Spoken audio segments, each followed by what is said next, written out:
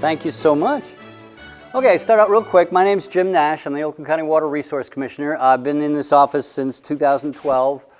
Before that, I was a county commissioner from next door here in Farmington Hills. I've always been a big supporter of sustainability, of the triple bottom line, of making sure that what we do today isn't going to destroy life for our kids and our grandkids. So that's very important to me and what I've been focused on since I've been in this office.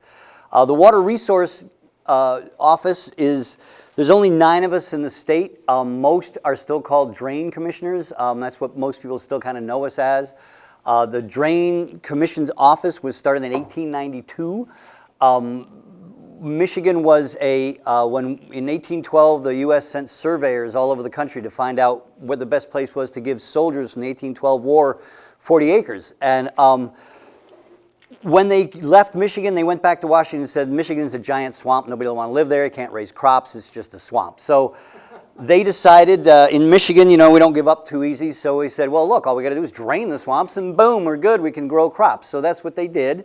Unfortunately, when you're up at a higher elevation, you clear your land, you put the drains off. That means all that water goes to neighbors' properties. So they realized that they had to have some kind of authority to say, well, if you're going to do this, you have an effect on other people. You have to pay for what you do for other people. So we developed the Drain Code. The Drain Code of 1956 is what we operate under, and the Drain Code tells us how we do our jobs, how we develop drains, how people pay for it, and all the things we do around that. So Water Resource Commissioners do way more than that. I have 375 employees. We have a $450 million budget. We do work all over the county. Every community has at least drains or lakes or some kind of operation that we do. We operate and maintain for communities. Next door in Farmington Hills, we've operated and maintained for them for 50 years. So all that stuff we do. One of the biggest things is stormwater, because the first one we're going to do, what is stormwater? Back in the 70s, they passed the Clean Water Act and the Clean Drinking Water Act. Those were acts that protected our water from pollution. Those focused on what's called point source pollution. Pipes coming out of factories, out of chemical plants, out of wastewater treatment plants. Those pipes are heavily regulated now. Pollution is very, very controlled. Any kind of pollutants coming out of that are jumped on, they're taken care of, and the fines are given for it. The thing that's left is non-point pollution. That is basically stormwater. Stormwater is rain that falls to the earth and either infiltrates into the ground or runs off land.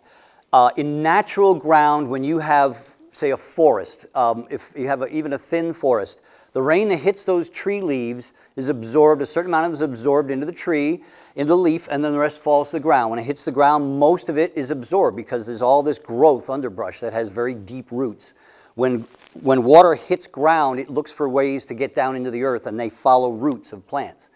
That's how it's done. When we have cities, we have sidewalks, roads, parking lots, roofs. All those things are hard. No water can get into them. So any water that hits that stuff goes off into runoff. Natural vegetation growth, like I said, it absorbs way more than it does let go into stormwater. In any small storm, virtually there's no runoff from any kind of natural landscapes. Because they have ways for the water to get in the ground. Impervious surfaces, again, they can't absorb the water at all, so everything sheds off into the nearest storm drain. That's what brings pollution into our waterways. There's really 2 ways that this happens. This affects us. This is the map of Oakland County. These are the watersheds that exist in Oakland County. Watershed means all the land that when rain lands on it, the water ends up in one of those rivers. The Clinton River, the Huron River, and the Rouge are the bulk of our county. We have the Flint and Shiawassee up in the northern part and the western part of the county. Smaller areas that they cover, and there are far, far fewer people there. So again, in those areas, except for downtowns and areas with a lot of roads, the runoff is very little because it's natural ground and it very much absorbs it. The Clinton River is the biggest of our watersheds. The Rouge has the most population. And the Huron is one of the bigger ones, but most of it's in other counties, south and west of us. So this is what we're protecting. And all the water, this is the source water for all these rivers. So all this water that goes into here, whatever pollutants it's carrying from Oakland County, it's carrying into the Great Lakes eventually. So this is what we're protecting. The biggest impact of water is, people don't think about it, it's erosion, is what the dirt that gets into our waterways. We have a whole department that does nothing but that. This is this is what you see. These are my office operates, maintains. This is a map of Oakland County. The orange are the ones that my office runs, and the green, the yellow are the ones that operate for their own soil erosion program. This is what we do. This is what we do. You've seen these before. Any kind of construction site, any bigger than a half an acre or close to a water body, anytime you have open ground when you're doing construction, whatever water falls on that in rain is going to just take whatever dirt it's going to take, and you can see the gullies on the top of this. The gullies up here, that's what takes off all this dirt. If you don't have something to protect this, it's going to flow into your nearest stormwater drain, eventually getting into your nearest lake, river, or stream, wherever that goes. This fills up rivers. It can change the course of rivers, so it's very important that we do this. It's not like a chemical pollutant or a biological pollutant. It just fills in. So it's very, very important. Every community or county has to have something by state law, and we operate and maintain for the bulk of the county. We also have erosion, again, the erosion control program. So the runoff from roofs, driveways, and roads brings contaminants. Now these contaminants are the tars, the things that are on your shingles or the tar roof or whatever you have on a roof, all the things in a driveway. If you use coal tar sealants on your driveway, that's a chemical that can leak into the water and get in, and it kills fish, it kills invertebrates, and that's all the things that we depend on. So that's really what people think of when they talk about the non-point pollution from stormwater, is the things that come off. Even brake dust. People don't realize brake dust actually in the environment mimics estrogen. What that means is, like say Telegraph Road, you have a mile of Telegraph Road. If 20,000 cars go on that mile every day, then that means that's the equivalent of one set of brakes turning to dust and spread evenly on that road, because every time you stop, a little bit of your brakes wears off. It gets in our waterways. We've seen areas near highways where invertebrates, insects, are overwhelmingly female. That means they can't reproduce in proper amount, and so that's how species can die. So those are very unknown impact that people don't recognize is going on. And there's a lot of other chemicals. Oils on parking lots. When a car sits there and it can drip oil, that next rainstorm will take that right into the next, into the very nearest storm drain and put it into a stream nearby. Again, all this ends up in our lakes, rivers, and streams. Now there's two kinds. There's separated stormwater systems and combined systems. Separated systems, that means it's just stormwater in the pipes that carry this stuff. There's no sewage, there's nothing like that. A combined system it's basically a sewer system that over the years was put stormwater into it. So when we have a storm, it carries the small amount of sewage with all the stormwater with it. When you do that, there's the risk of contaminated spills, combined sewer overflows that have contamination in them, biological contamination. So over the years in Oakland County, we've corrected all ours. We have 4 combined systems in Oakland County.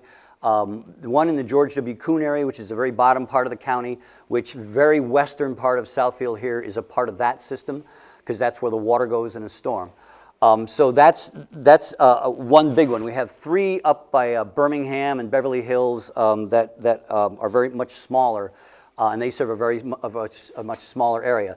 Their stormwater runoff that they treat ends up in the Rouge River. The ones in the George W. Coon end up in the Clinton River. So again, they're cleaned under permit. So what they release into the environment out of these combined systems is actually cleaner than the water it's joining already in those rivers.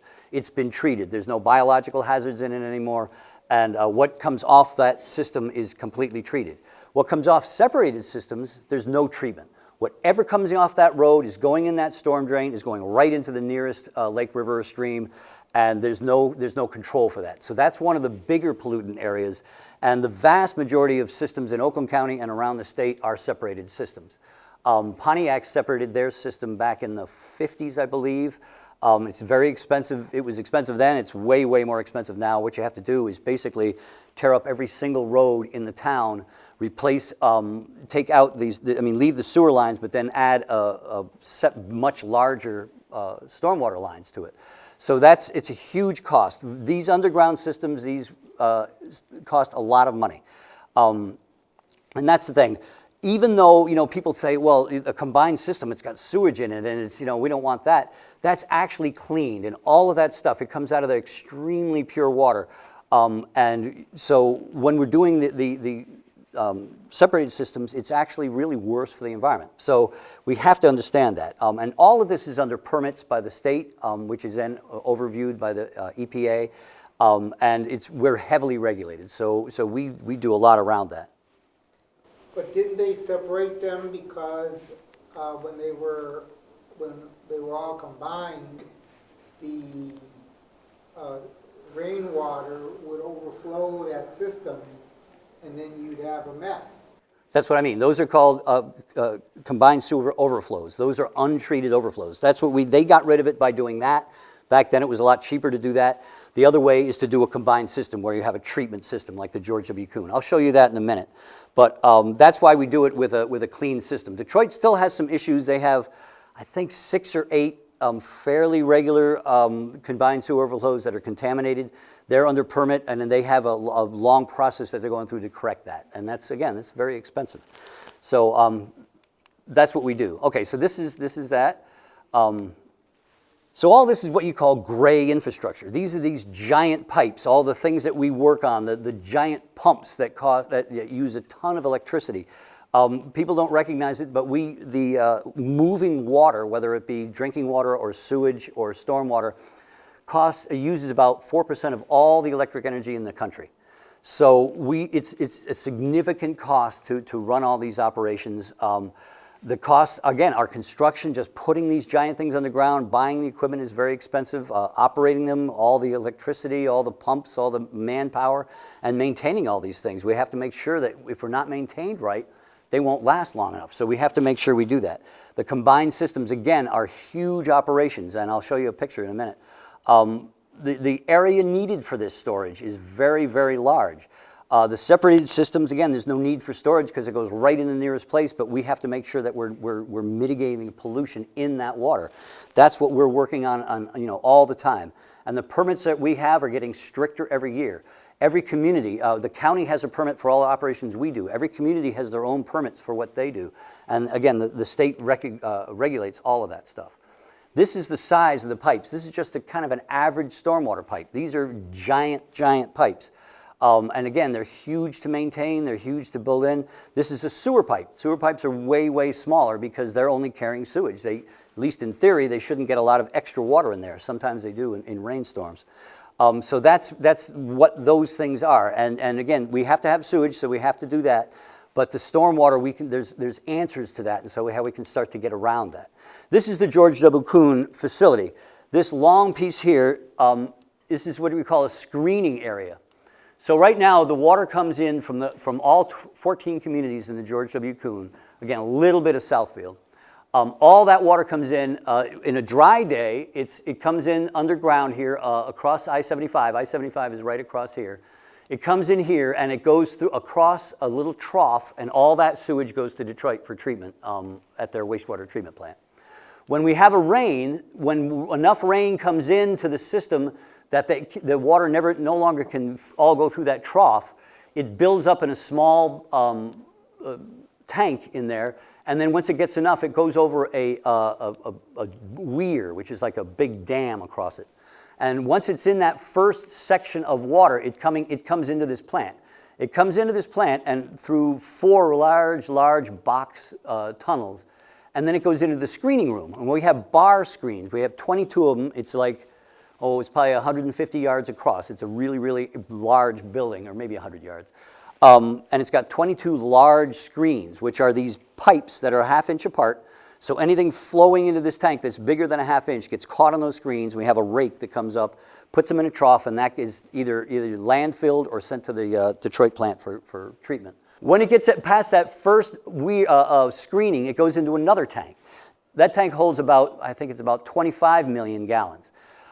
In that tank, if that tank doesn't fill all the way after the storm, again, that's drained down to the Detroit plant for cleaning. If there's enough to fill that second tank, it goes into another tank that holds like 75 million gallons. That tank then has big spigots and mixers that run chlorine, basically, hypochlorite, into that system to kill all the bacterial stuff in that system. So all that bacterial stuff is killed, again, under permit.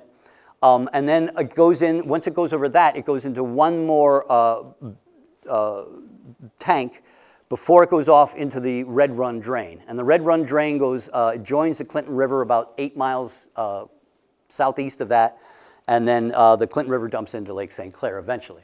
So all of this is under, between 12 Mile and basically I-75, and it ends up at DeQuinder and 13 Mile.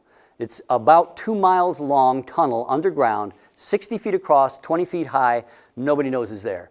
On top of it is a water park, a golf course, and a nature center, and a dog park. Nobody knows all that stuff's there underneath it.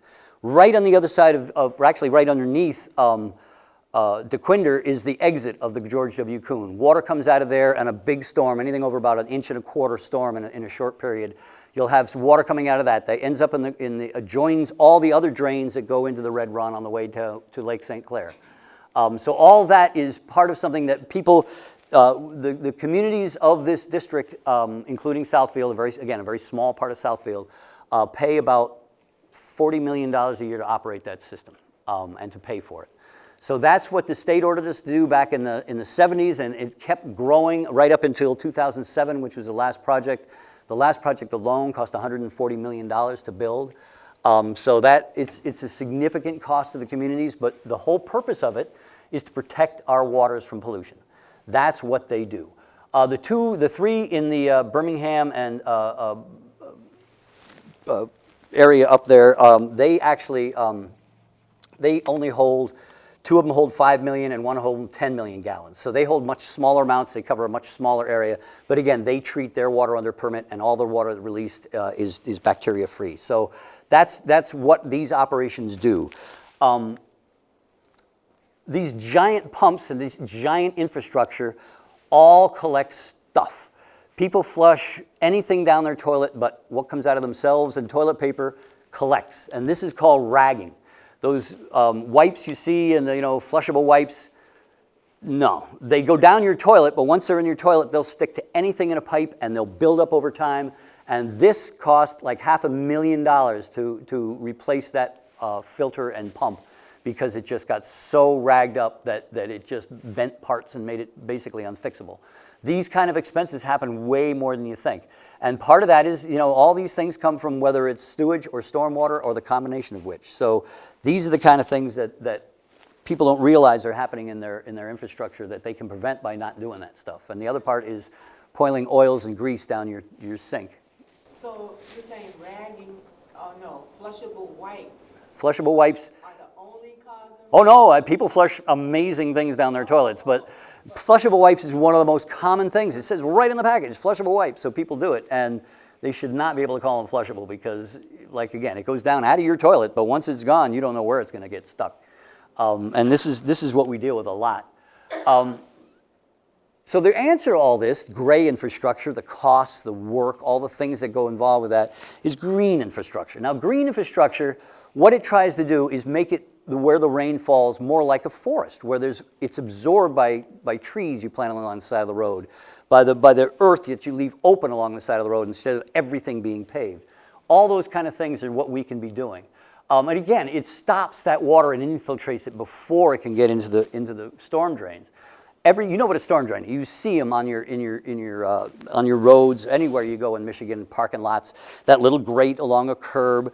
Underneath that, they've got a little tank basically that goes down maybe 4 or 5 feet in the ground, so things that come in there kind of gather there so they settle before they come up. We have to go Vector trucks, big giant vacuums that vacuum that stuff out. So that's how it's always worked. What stormwater green infrastructure wants to do is you're putting something before it reaches those storm drains where it can get through the concrete, coming across grass, things like that. That's what we're looking to try to do. There's all kinds of new designs coming out, new technologies are coming out, examples are being built all over the place. Southfield's got some demonstration projects. The issues around it are, we have long-term maintenance. These things have to be maintained. They have to be cleaned out from time to time. If you do things like little rain gardens and stuff, they have to be weeded and things like that. But again, when you're doing that kind of maintenance, you got somebody puttering around doing some work instead of big giant trucks and digging up the ground and causing all this stuff to happen. So really, it's way, way cheaper in the long term than the original costs of placing green infrastructure and the long-term replacement and maintenance and operations. It just ends up being way, way cheaper long term. So these are the things that are working now. These are cheaper than In the long run, they're absolutely cheaper because most people will be doing this on their own properties. You'll be building them on your own property. The library, when you do work, you'll be changing how the parking lots are done. Ordinances can be rewritten to make it so you don't have to have as big parking lots because nowadays, these were built in the 50s where everybody had a car and we're all, we want to have the biggest parking lots so everybody can come to us. Nowadays, offices can share parking lots until they're a big event and then they can work around that. So there's a lot of ways of doing that. We're trying to help with that. So we have rain barrels. What rain barrels do is all the rain that hits your roof ends up either, people have what you call drains, footing drains around your property if your house was built before the 70s. That the drains that comes off, the water that comes off your house ends up getting into the sewer, which causes water to infiltrate into the sewer, and that's how we end up having, sometimes we have sewer spills because too much actual rainwater gets into the sewage. So if you do a rain barrel anywhere on the house that has a downspout that ends up going towards a storm drain. So at least that first 50 gallons can be gone off into this, and then you can use it to water your garden. That way you're not having to spend water for your water to water your garden, to buy water to water your garden. The other thing here is pervious pavement. This is pervious concrete. There's also pervious asphalt.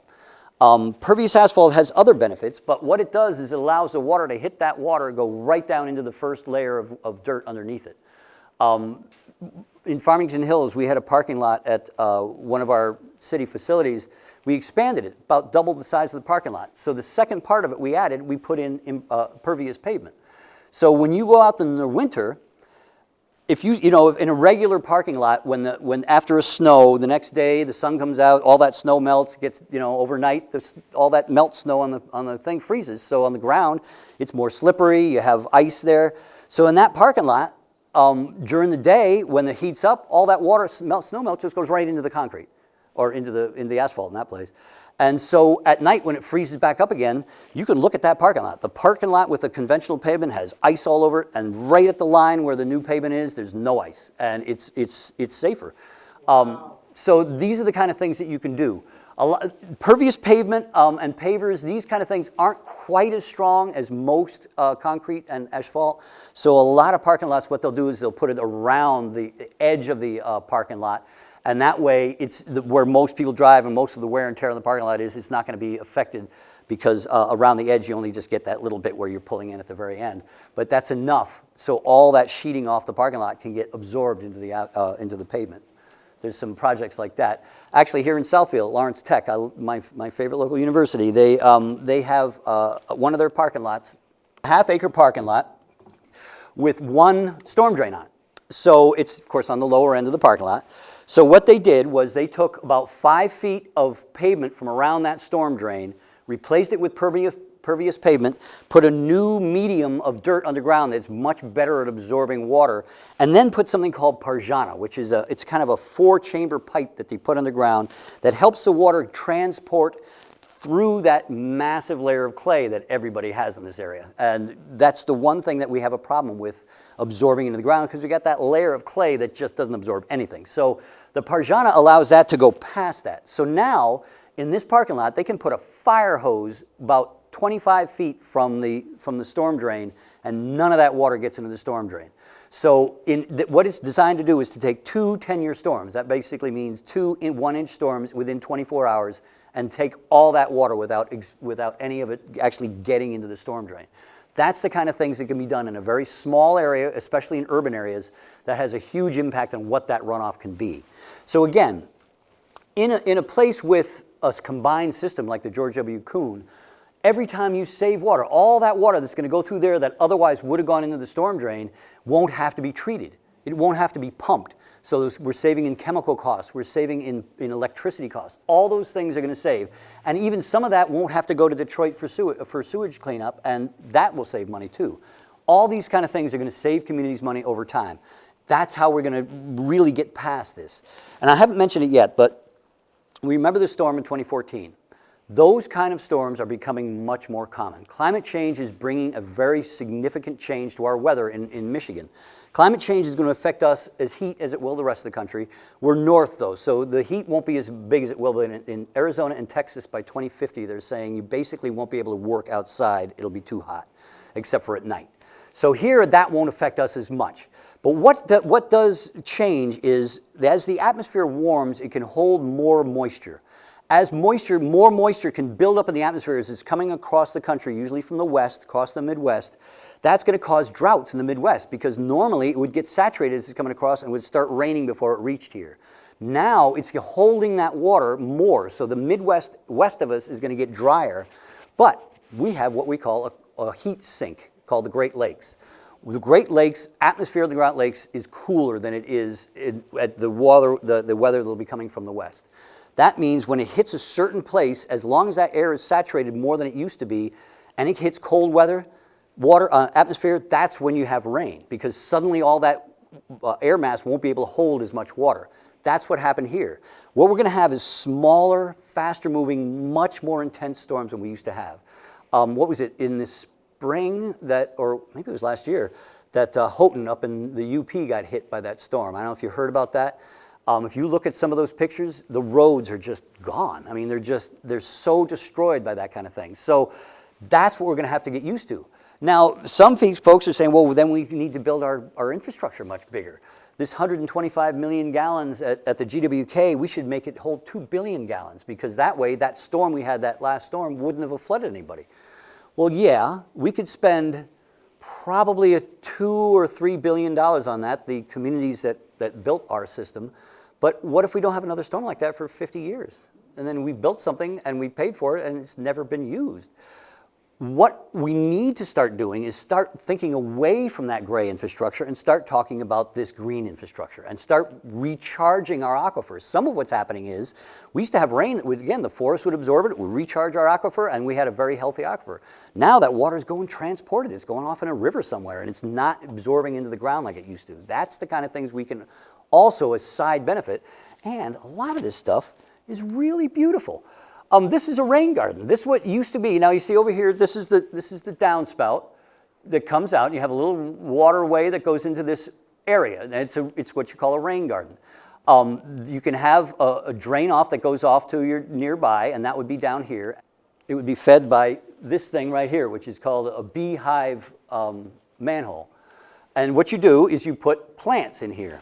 Yeah, it's a kind of thing. It stands up so the water goes into it. And it's going to be above where all the water can be absorbed. The flow will all go in here. It will eventually. I mean, if it's too much rain, it will, but this will absorb at least the first inch of rain that hits your roof. And what we'd have here is usually there's some kind of a rock mixture here so the water can settle there and have time to go on the ground. And then you have some kind of soil medium that's going to be as absorbent as you can have. I had my little thing of, I had a little poster here. Anybody see? Oh, here it is. I'm sorry. So this shows you what roots are. This is grass, like you have on a lawn. If you have your grass about 3 inches long, that means the roots are about 3 inches. The water can follow that first 3 inches, but then it's kind of stuck in solid dirt. What you want is to have long roots. These are the kind of flowers. These are native flowers. These are native to Michigan. These all have very, very long roots. Look at this root. It's 15 feet deep. This was about the same thing. This is a new kind of grass called buffalo grass. What buffalo grass does, it can be cut just like regular grass, but the roots are way, way deeper. They're like 8 feet. So again, that's kind of the kind of thing that can absorb more water. When you have this little bit amount of roots in normal lawn grass, that's almost as much as basically concrete. Once that first little bit of rain hits it and it gets absorbed, the rest just flows off it in sheets like it would on concrete. So these are the kind of things we want to plant. These are a lot of these plants are staggered bloomers. So they'll bloom all through the season and you'll have really, really beautiful little areas to look at. That's the kind of thing that designers can do when they're planting these kind of gardens, whether they be on corporate properties or government or just homes. I mean, these are the kind of things people can do quite well in their own home. These are Michigan native plants, and there's a lot more. They're a little harder to find. I have resources for that if anybody's interested. There's groups now that are really active in trying to get these kind of plants out. Normal nurseries are starting to carry them. Mostly they still carry kind of imported plants. Imported plants have a lot of different things. They can't be pollinated as easily. They bring in pests. There's a lot of issues around that. So we're always trying to make sure that we use native plants. So this is kind of a standard how you build these things. And this isn't your normal parking lot, but this is a demonstration of what parking lots look like. You see that little the island there, and you see them in parking lots everywhere, right? Often a little tree in them like that, and this little teeny green thing in a parking lot because people like green. But it's really basically meaningless. Once that rain starts coming, it's going to sheet off that just like it does off the asphalt and go into that nearest rain storm drain instantly. So right as soon as it hits that, it goes off. That's not how we should be doing things or how you should park. What happened here? Oh no, it was just a cool picture. So this is the kind of thing that you got to have fun. But anyway, these kind of things are just contributing to storm runoff like nothing else. This is called a bioswale. It's basically the opposite of an island. Instead of going up, it goes down. So instead of that water showing off there, going off the parking lot and going in the storm drain, it sits right here. And my battery died. So that little black thing right there, you see that little kind of thing sticking up? It's short, looks like a hockey puck. That is the drain. So the water won't go into there until it starts going into that, which is about the level of the surface of the roads of the parking lot. So all the parking lot sheets off into there. It can gather in there, start to infiltrate, and only in a bigger storm does it even start to get into the storm drain. That is going to save a ton of money for the communities as these kind of things go. Ordinances can ask for that, all kinds of different things. So bioswale, that's what they're called. So it's really very easy to do, and more communities are doing this in as many ways as they can. This is what a rain garden can look like. It's beautiful. And you see these all along roadways. Paul Lindeman, who's the drain commissioner up in Lansing in, I always forget the name of their county. I'm sorry? Ingham County. He's done this in several neighborhoods where they just went through and basically planted almost all the neighborhoods. And the county plants this. It can be done in other ways too. Subdivisions can do it themselves. Gardeners can do this. This is what's great about this stuff. So this is what we do, and this is beautiful infrastructure. This isn't gray infrastructure. This isn't something that is underground, nobody knows is there until it collapses and causes houses to disappear. This is something that people can go by and say, well, that's really pretty. And all these things bloom all the time. So this is something that we can done, and people are doing it more and more, and it's beautiful, and it actually works to help save money, and it saves the environment. All of this stuff, anytime these things are draining into the ground, it will start collecting rather than going right into that next step. Even things like fertilizers. This grass, when you put fertilizers on your grass, all that fertilizer can run off into your nearest lake, river, and stream. And again, 2 years ago, I haven't seen last year's, we had 28 beach closings just in Oakland County. And those are the things that if the more we can do to prevent the fertilizers from getting into our lakes, rivers, and streams, the less we'll have of that. Bacteria is everywhere. Algae is everywhere. Algae is in water. Algae is in, bacteria is in water wherever you are. That's why you can't just take a cup and drink out of a lake. But when you have fertilizer that gets into it, that's what feeds it, and that's what makes it grow out of control. We saw the same year we had the floods here in 2014, basically half of Toledo was out of water, and they didn't have water. We in the Great Lakes Water Authority were shipping them water because they couldn't, their intakes were clogged with poisonous algae. And again, that's significant, comes from farming. You got to say that. But when it affects the lakes in Oakland County, we don't got that much farming around Oakland County. So it's definitely runoff from fertilizer, just people putting on their yards. So it's really important. We have a whole book back there called Waterfront Wisdom, that people who live on lakes, if you have that band of your shoreline, if you put in some of these basically rain gardens along that shoreline, you're going to cut how much bacteria and how much fertilizer gets into your lake, and you're going to help that a lot. So these are the things that more and more people do, and I fish all the time in Oakland County, and every time I go out, every year there's more people that have done this, and it's just helping. So again, this is just beautiful stuff. You can have parkland, please. Phosphorus. Phosphorus, nitrogen. Phosphorus is the biggest. Nitrogen is also a significant impact. Go to when you get fertilizer for your lawn or your garden or anything, look for those 3 numbers. The medium one should be 0. That's phosphorus. That should be 0. And you want to also look for time-release nitrogen, because that way it's slowly released and it's not blasting next time it rains into your nearby pond. But again, all these kind of things are actually quite beautiful. And this is where gardeners can come in, and this is where beautification commissions and things like that can come in. And you're doing 2 things. You're bringing beauty, you're bringing placemaking to what you're doing, and you're solving a problem that's going to be a big issue over the next 20, 30 years as my kids and grandkids grow up. So these are the kind of things we can do just with off parking lots and in parks, along sidewalks. This is a bioswale along a sidewalk. If you go up to Lansing, the street just below, down the hill from the Capitol Street, is called Washington. There's a bunch of little restaurants and shops there. All along there, they have these kind of things. So now they say all those storm drains, you see that storm drain up there, none of this sidewalk water is going to reach that storm drain. All of it's going to get absorbed into here. If enough, they have another one of those little things in there, so if it gets high enough that it might come back, then it goes into the storm drain. But only in the much bigger storms. If you stop that first inch of rain from from going into the storm drain and have it absorb into the land, that takes about 90% of all the storm's water.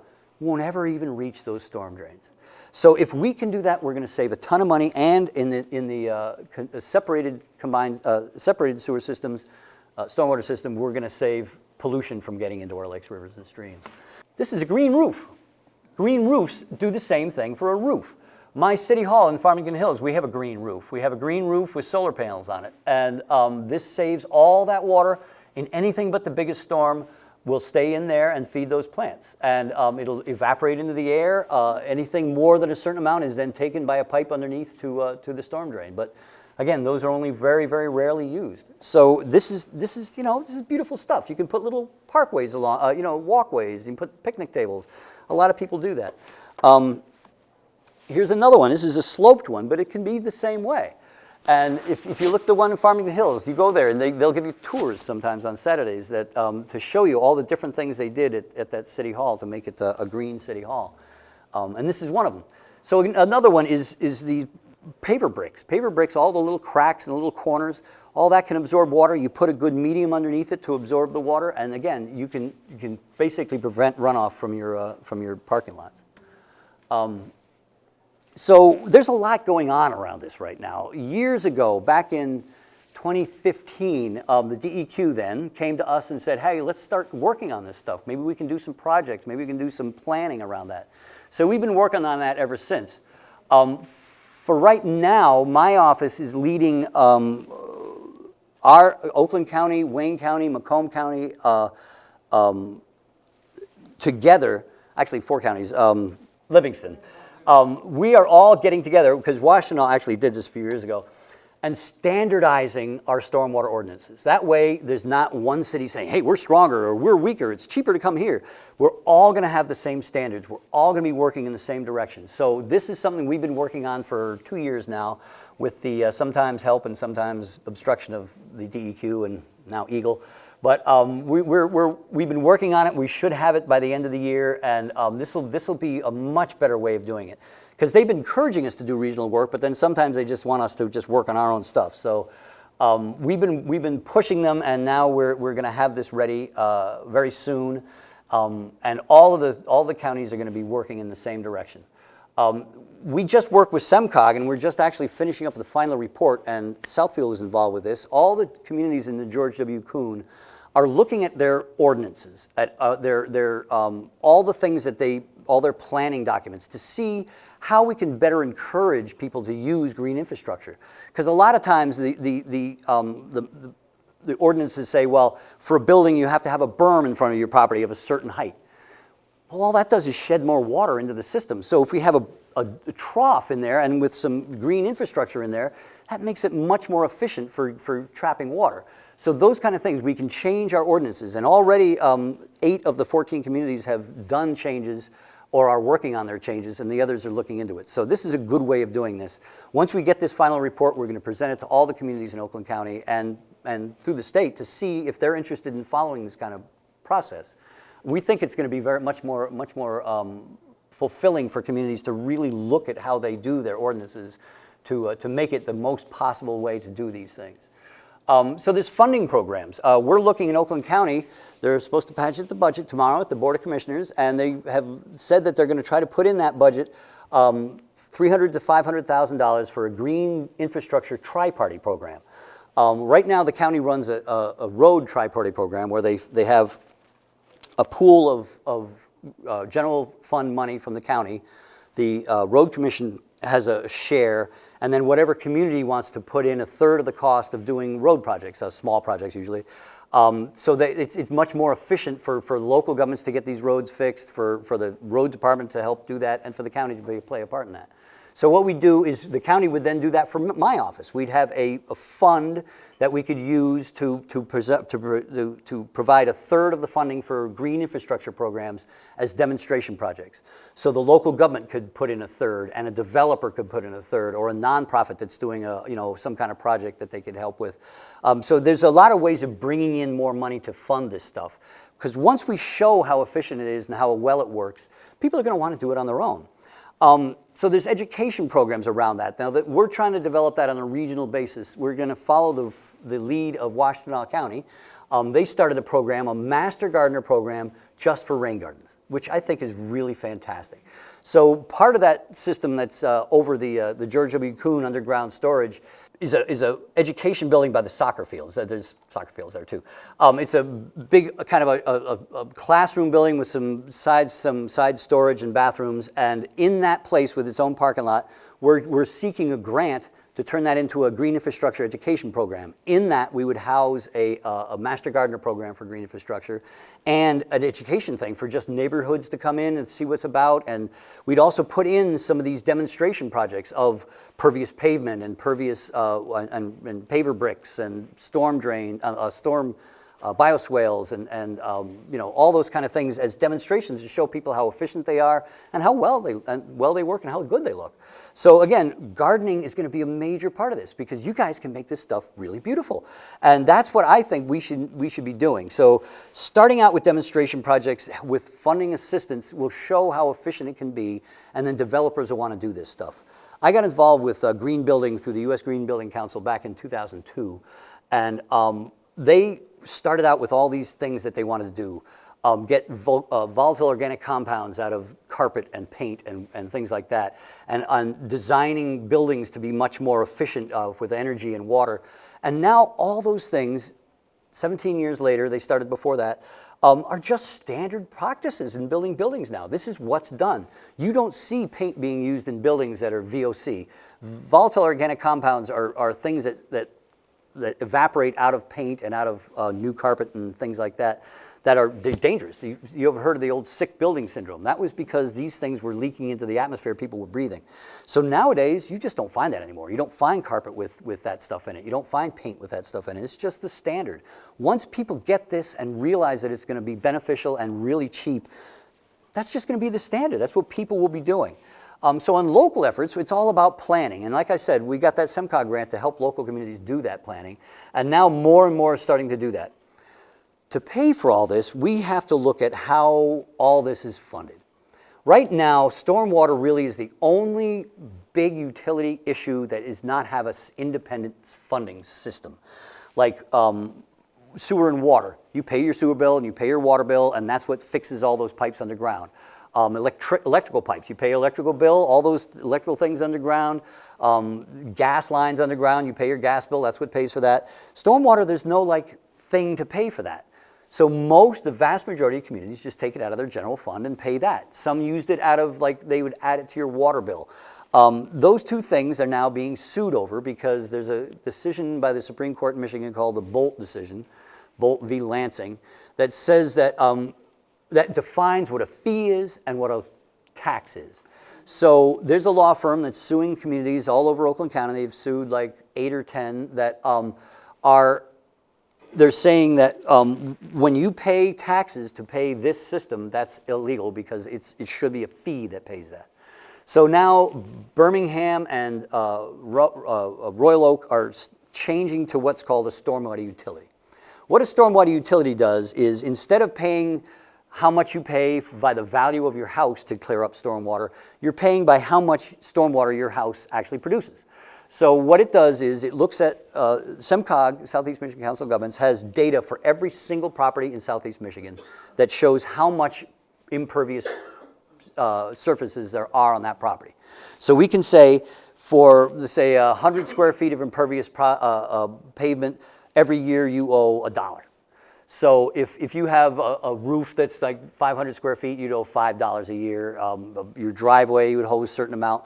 And so what that does is it pays for the stormwater infrastructure by actually how much you're using it. And it allows you, if you mitigate that, if you put in a rain barrel, pervious pavement, a rain garden, and you stop that water from coming off your property, well, then it goes away. You don't have to pay the fee anymore. So what that does is it helps pay for the stormwater infrastructure in a much more fair and open way, and it allows you to mitigate that and not have to pay it anymore. So there'll be less stormwater to deal with. Go ahead. How, if at all possible, would septic well play into that scenario? Septic fields? Septic fields, like your leach fields? Septic fields are a huge issue again. A functioning septic system, as long as it's cleaned on a regular 5-year basis, will not harm the environment. It absorbs, and everything that's collected in that, what you're cleaning out of the tank every 5 years, that's the only thing you really have to worry about. That's the only thing that would have any pollution. Again, if that rose up or collapsed and ran off. But right now, the Eagle, used to be the DEQ, estimates that between 15 and 20% of all septic fields in the state are failing. When that happens, you're starting to have the contaminated water starts seeping back up into the ground, onto the surface and then running off. If you ever see kind of an oily, greasy something on somebody's lawn or leading to a body of water, that's likely septic leak. And so that's a huge issue that really very few people are paying attention to. My office really doesn't do anything with septics or with wells. That's the health department. And in Michigan, we're the only state in the country, the one surrounded by the Great Lakes, that has no septic code. We don't have a statewide septic code. It's up to each county. Living in Oakland County, we're very good. We're very, very thorough. We're known for what we do in this county, my office and the health department. And actually the state comes to us for advice often.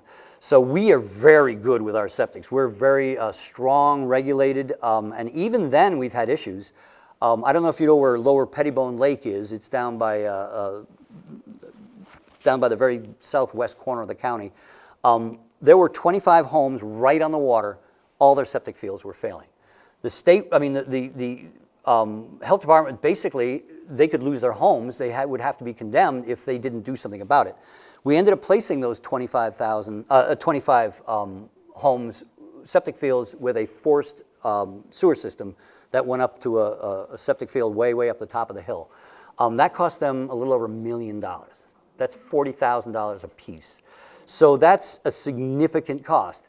What about all those folks that can't afford that? What are we going to do about that?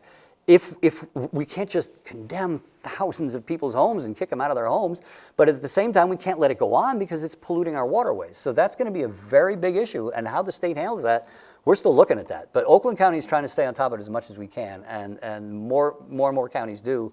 But again, a lot of folks don't have the funding, the manpower to do these kind of things, so a lot of counties are just, they're falling behind on that. And that's going to be a serious issue as we go forward, because all that stuff, when it hits our lakes and rivers, it's going to start algae blooms, it's going to start all kinds of pollution. That's going to be a huge effect. So that's something we got to be working on. So as stormwater, to go on, as stormwater utilities go on, we have to look at those codes and ordinances to see how that fits in with that and to make sure we do that. And all of this is going to have to be done with a very large education plan to show the folks why we're doing this and how it can benefit them. So all the places that have done this, Washtenaw County, Ann Arbor, and other places, actually Grand Rapids is really big on this. Grand Rapids has been really a leader in all this stuff. They've been doing a lot of education, and we've got to show people what we're doing, because they, if you don't understand it, you're going to be very suspicious of it. But once you understand it, you're going to say, "Well, that makes a lot of sense." So that's what we need to do. And the last thing, of course, is incentives, is how we do this. Basically, Dearborn, when they had a program, they decided that they would pay a fund up to half of the cost of putting in a rain garden. So it was overseen by the city, but if you pay half of it, people are much more likely to do that kind of thing. So those are the kind of incentives, even for industrial or commercial uses. Incentives is, we'll let you take back some of your parking lot and put in bioswales, and we'll process your permits faster. We'll do other things for you that make it easier. So all those kinds of incentives are things that we can do. So the role of volunteers is going to be significant. When they did that, when they did that up in Lansing, those neighborhoods that they did, they started out, they did the planting, and then every time every spring and fall, they'd go in and they'd weed, or they'd pull out the things they need to. And when they did it, they'd talk to the people there, and they'd say, "Look, we're doing this," and they worked with the local neighborhood association, and we showed the people how to do this on their own property. And now they're pretty much doing it themselves. They still go out in the spring and fall and they do weeding, and they do plantings that need to be done. But again, that's really inexpensive when you're comparing it to maintaining these giant pipes, these giant facilities that we have to replace stuff on. So even it's cheaper to put in, it's cheaper to maintain, and it's long term, it's going to have a much better impact. And these are the kind of things that beautification commissions can get into. Like in Farmington Hills, we have one where a lot of the commercial folks just compete for the awards to see the most things they can do to make it look as beautiful as they can. So those are the kind of things we can do. Master gardener programs. We have a very active master gardener program in Oakland County, and we want to have them involved with teaching people how to do these things, and then they can spread through the communities. Again, corporate volunteer programs, neighborhood associations, all these things. As the ordinances, as the rules get tighter, they're going to be needing to do more of these things, and we can do them, again, with volunteer work, with people who want to just make things look beautiful. And that's what I love about gardening. And we can do those two things, and it should be a pretty standard thing that we need to do. And even every level of government's going to have to be more people doing different things. So there's a lot of opportunities to have for maintenance of these things, for landscaping, for all the things that we can do around that. So this is what we need to be doing long term. All these programs we're doing are going to benefit us in the long term. We're going to make sure that we spend less on stormwater, that we get less effect of the bad effects from the stormwater, and I hope we can end up doing this together, and all do this in the right way. So I've been yakking at you a while. So any other questions we have, or anything you want to talk about? I'm happy to do that.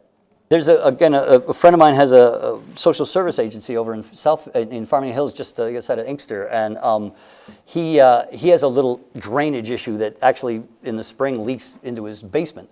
So we're going to put a rain garden in there with a little a way for the water to go off into a stream like 50 yards away, and it'll be just volunteers running out and doing that and putting in some new stuff and plantings, and it'll take probably a weekend or maybe 2 weekends to do it.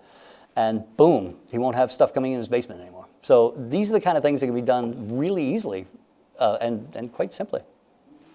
Please. Southfield has a bioswale at Carpenter Way. Yeah, I know. Oh, that's right, in the parking lot there. But yeah, that kind of thing, again, is becoming more and more common. Okay, when you were here in May with the soil doctors, you're talking about how you use the coconut husk. That's all our erosion control. Where do you find it? Oh, it's industrial places. Actually, they have it at most hardware stores. I've seen it at Lowe's. It's in rolls. You just roll it out. I've used it in my yard. There's different things. There's coconut husks. Some are just corn husks that are just kind of. What are those for? What that does is when you plant seed underneath it, you put it on top so that when the rain hits that first, and it doesn't just blow up the seeds all the time, and people can walk on it without really harming it. And then you just pull it off. Or a lot of the ones that are natural, we just leave on. There's also a kind of that's plastic that we do take off once it's established, but most of them they're coconut or something that just breaks down by itself. Please. When you're talking about ordinances and codes and whatnot, do you ever foresee any alternatives being offered to lawns? Oh, a friend of mine she replaced her whole lawn with basically ivy.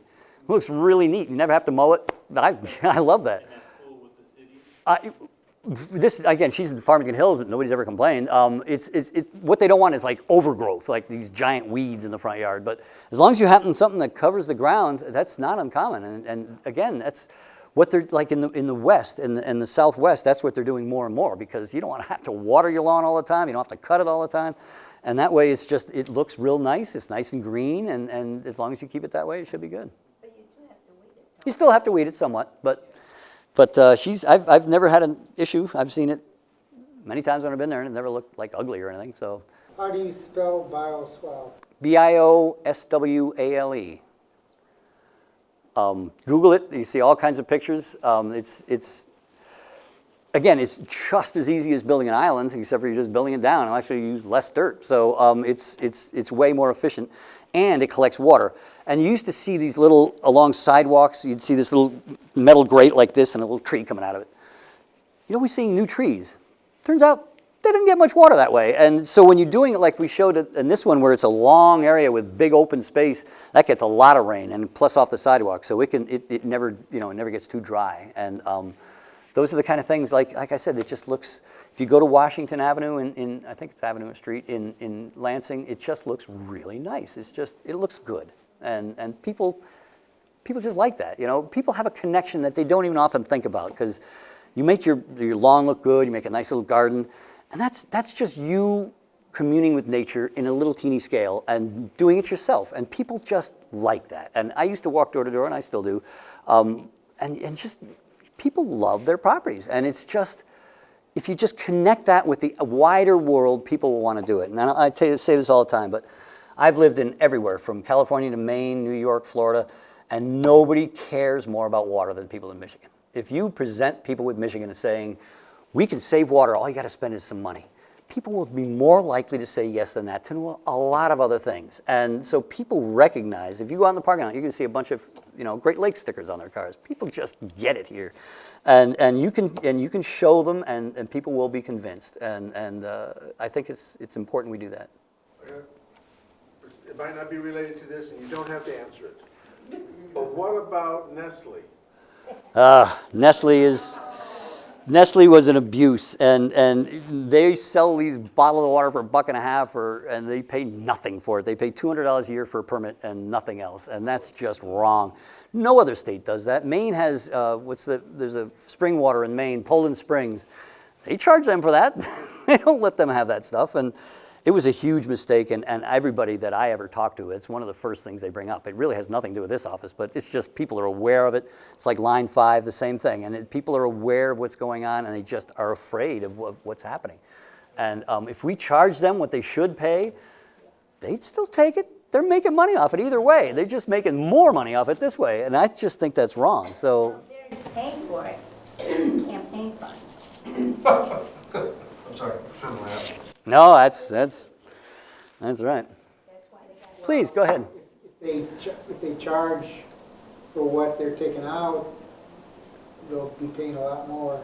Hey, if we paid them, if it charges them 2 cents for every bottle that they produce, and they get $1.50 from, that would still be a lot of money for us. So, I think that would be a very important thing. Plus, those kind of wells and some of the others, they impact people around them, because when they pull out that much water at a time, the aquifer goes down around them, and if the aquifer gets too low, you get things like, but you also get chemicals that come up out of the water too. There's some things that, if you go too low, there's salts in the water. There's all kinds of things in the water that can harm you. So it's not good, and we have to protect our water resources. This is Michigan. Like I said, people want to protect it here. So. Go ahead. Okay, so, I have a roof that needs to be repaired, right? Kind of a semi-sloped flat roof. And I'm really intrigued by these green roofs. How do you keep these, what do you do to build them so that you don't have them leaking into your house? Or is that something that's mostly done?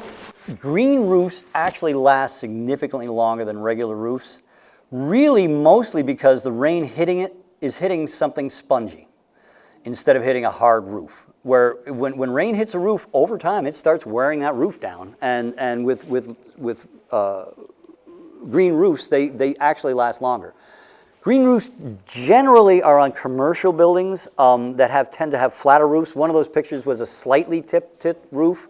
And what they do is most green roofs, Lawrence Tech has a green roof on their building too, on their student building. They're basically trays that have a medium in them that grows something called sedum, which is a very, very durable plant. It doesn't grow tall. It can flower. There's a bunch of different kinds of sedum. It can take long periods of absolutely no water without harming them. So they're very, very effective for that. And they're usually trays that can be replaced and different things can be done with.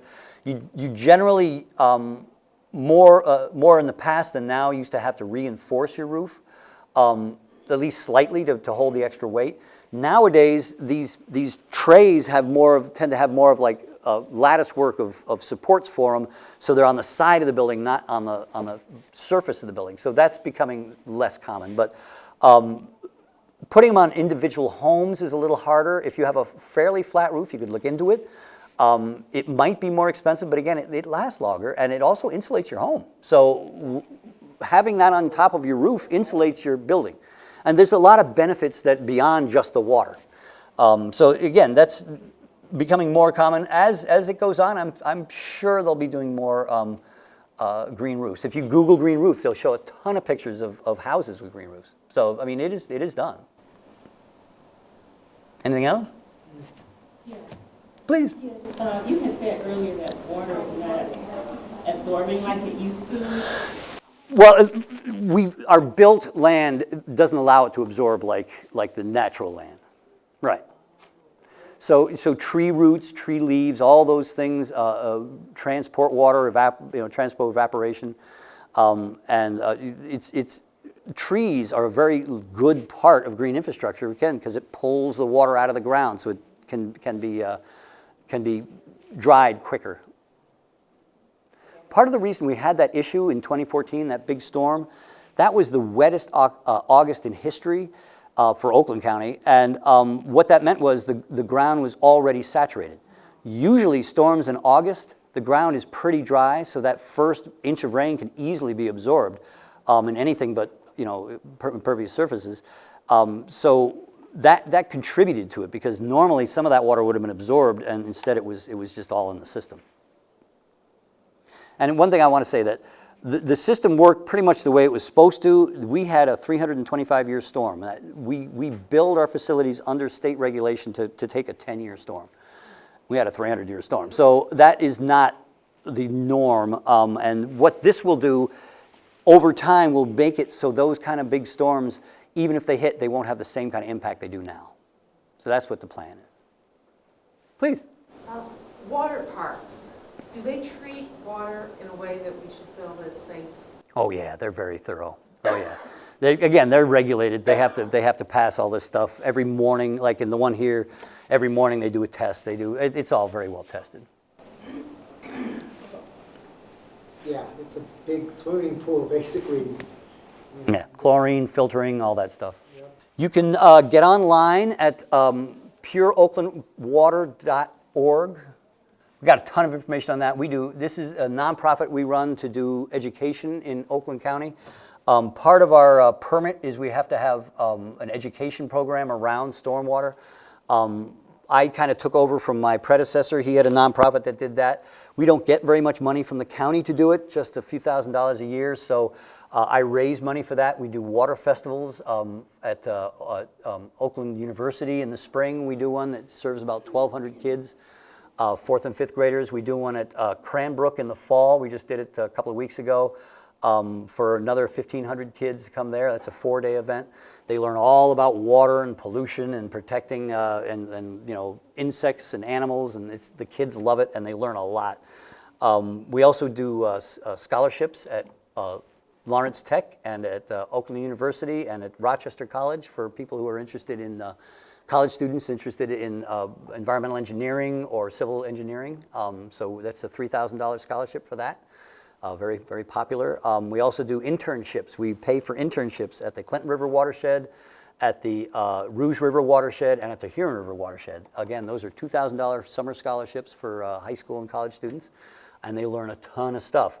I'm proud to say that the Clinton River Watershed Council, now 3 of the top 4 people in the organization started out as interns with us. So it's good to see our people getting jobs in the industry. We want to encourage this next generation. And I tell them all the time that the people that left us, the things you need to clean up look a lot like me, old white guys. And we need a more diverse group to take care of this stuff. We need people to take responsibility for it. We have the most diverse new generation of Americans in history coming into adulthood, and they are fired up. They are ready to do something, and these are generational issues they're interested in. So this is going to be something we'll be doing for a long time. And my kids are involved in it, my grandkids are involved in it, and hopefully my great-grands are going to be involved in it. So we're looking forward for this stuff. We're trying to do as much outreach, as much education as we can. We'd love to have you guys involved in any way we can. Like I said, we're starting this tri-party program, just going to get it off the ground. I'm going to invite all the communities to come talk to me about it, to see who's interested in doing these kind of things. So we want to bring all the communities in. I've been very, very active with the communities, trying to make sure they understand all this stuff, and we're bringing them into it. So I feel really good about it. The communities are very, very motivated to do this stuff. They want to protect their water. They want to save money. So we're ready to go, and I think we'll have a lot of support all through the county for it. Well, I really appreciate everybody coming out, and I hope we can work together. Thank you so much.